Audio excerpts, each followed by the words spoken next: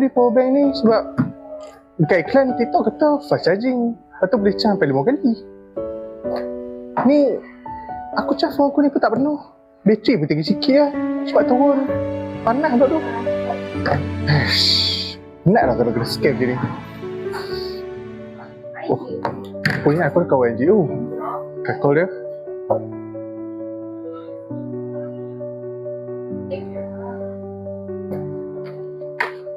Hello Zaim. Assalamualaikum Iskandar. Waalaikumsalam Zaim. Ada apa panggil aku ni? Dok, aku nak tanya kan macam aku beli power bank ni dekat TikTok. Dia kata, dia promote kata power bank ni bagus, dia tahan lama, untuk boleh charge sampai 5 phone lah bagai. Tapi aku beli tak sama macam apa dia promote kan. Okay Iskandar, hang kena relax. Benda ni dah biasa dalam kes consumerism. Consumerism? Consumerism tu apa? Consumerism dia bermaksud pengguna berhak untuk mendapatkan maklumat yang benar daripada peniaga, dan juga pengguna berhak untuk mendapatkan produk yang selamat dalam pembelian. Tapi Zaim, sebab aku beli power bank ni kan, sebab aku tengok ramai influencer yang dia promote barang ni. Dia kata produk ni bagus lah, produk ni lah, tu lah, ni lah. Lepas tu aku macam semakat lah kata dia pun percaya benda tu. Sebenarnya inilah masalah orang zaman sekarang. Diorang beli, diorang tak semak betul-betul. Okey, dalam kes kau ni ada beberapa masalah besar. Yang pertama, iklan yang mengelirukan. Iklan janji power bank ni dia dapat charge 5 kali penuh, tapi sebenarnya tak capai pun. Yang tu overclaim je. Okey, yang kedua, maklumat tentang produk ni dia tak lengkap. So tak ada info yang jelas pasal kapasiti ataupun risiko keselamatan produk ni. Okey. Yang ketiga, eksploitasi influencer. Sebenarnya banyak influencer dalam TikTok tu, diorang hanya untuk menarik kepercayaan walaupun produk ni tak terbukti. Oh, so masa kata aku ni tipu ni, kena scam lah ni apa? So boleh dikatakan macam itulah. So Zaim sekarang macam mana? Okey, sekarang ni jom kita pergi dekat kedai yang hang beli power bank ni lah. Boleh, jom.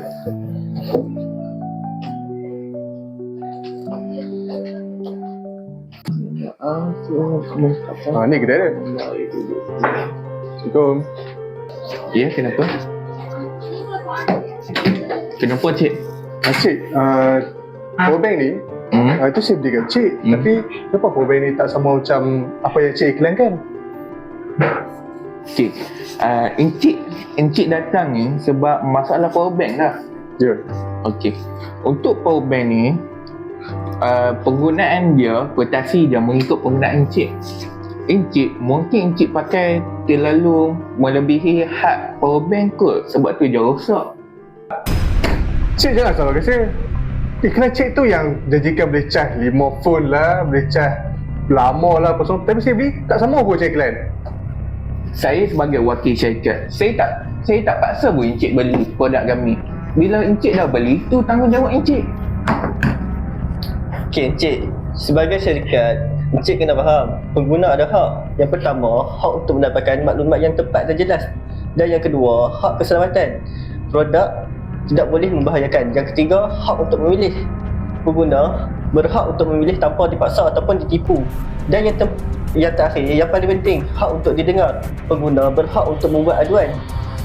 Weh Zaim, so maksudnya aku ada hak lah untuk marah ni? Okey, hang bukan ada hak untuk marah saja, tapi hang boleh membuat tindakan.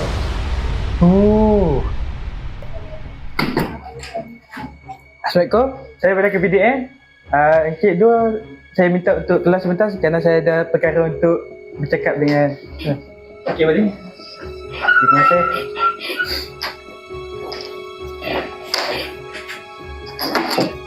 Okey cik, kami sudah mendapat banyak aduan tentang produk ini.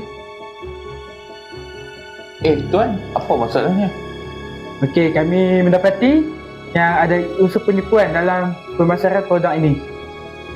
Seperti yang cik boleh tengok di sini, di bawah Akta Perlindungan Pengguna 1999, sesebuah syarikat dilarang untuk membuat tuntutan palsu.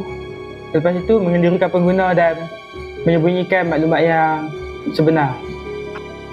Okey, lepas saya tanya, tadi yang dua pelanggan tu dia pun ada buat aduan apa-apa tak? Sebab saya nampak ada produk ni atas meja cik.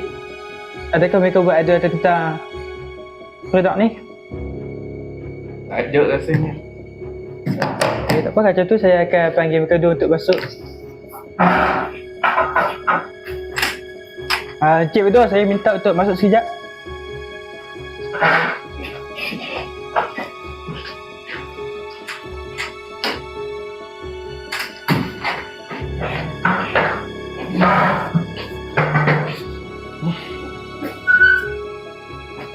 Okay, maaf saya tanya, yang ni barang cik berdua apa? Ya, ni apa, saya ada beli dekat Encik ni. Tapi dia tak sama dengan apa yang diiklankan oleh TikTok Encik ni. So, kes ni saya boleh buat laporan tu? Ya, Encik boleh buat aduan kepada KPDN ataupun buat tuntutan di Tribunal Tuntutan Penggunaan. Dan jika terbukti perkara ini bersalah, saya kira ini boleh dikenakan tindakan. Oh, faham. Saya tak tahu pula perkara ni boleh jadi sangat serius. Kalau terbuktikan syarikat kami bersalah, jadi buktikanlah. Power bank ni lah menjadi buktinya. Inilah kesan kalau marketing tidak beretika. Okey, sebagai wakil syarikat, kami akan hentikan segala iklan yang menarik informasi yang tidak betul, dan kami akan nyatakan kapasiti yang sebenar. Dan pihak Encik kami akan bagi refund duit balik kerana produk kami yang bermasalah. Okay? Terima kasih kerana menerima dan membeli produk kami. Okay, terima kasih tuan-tuan dan puan. Bagus. Pemasaran yang baik mestilah jujur dan telus, bukan memanipulasi emosi pengguna. Sebagai peniaga, saya dah dapat pengajian baru, dan lepas ni saya akan uruskan perniagaan ini dengan lebih jujur dan bertanggungjawab. Saya pun dapat pengajaran baru juga. Saya takkan lebih percaya iklan tu sangat-sangat mudah. Walaupun dia nampak sangat menyakitkan. Okey, jadi lepas ni cik jangan risau kerana undang-undang akan sentiasa melindungi pengguna. Okey, pengguna bijak, pemasaran berjaya. Itu saja. Okey, jom. Terima kasih, Wei. Jom.